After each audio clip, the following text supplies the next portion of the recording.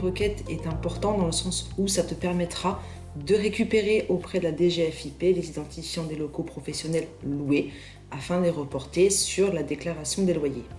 Donc je vais te montrer depuis la solution Génération Expert comment générer les fichiers EDI requêtes donc à destination de la DGFiP. Donc pour cela, il faudra passer par le menu Administration, Production comptable, Générer EDI requêtes. Il t'ouvrira un éditeur où il te faudra sélectionner le groupe de dossiers sur lequel tu souhaites sélectionner les dossiers pour obtenir les EDI requêtes. Donc pour ma part, je vais sélectionner un groupe de dossiers. J'obtiens tous les dossiers présents dans ce groupe de dossiers et il te suffira simplement de cocher le ou les dossiers sur lesquels tu souhaites générer les fichiers EDI requêtes. Une fois les dossiers sélectionnés, il faudra simplement passer par le menu Traitement, Générer EDI requêtes, sélectionner Loc.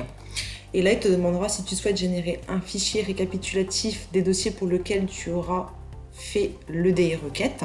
Donc, je vais répondre oui. Tu es libre de l'emplacement de ce fichier. Donc, c'est un fichier Excel qui permettra de conserver la liste des dossiers pour lesquels tu auras généré les EDI requêtes.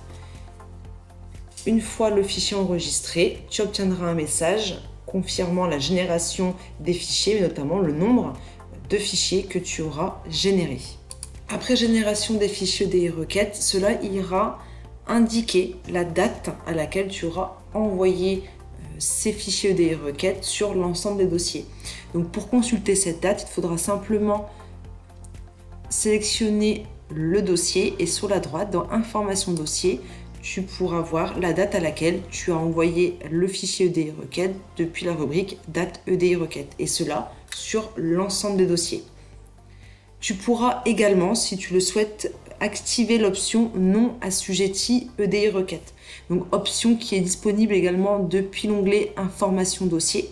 Donc si tu ne souhaites pas envoyer d'EDI requête pour certains dossiers, il te suffira simplement de cocher cette option-là. Et les dossiers n'apparaîtront plus dans la liste de l'éditeur de génération EDI requêtes. Cette option pourra être enlevée depuis le dossier permanent du dossier.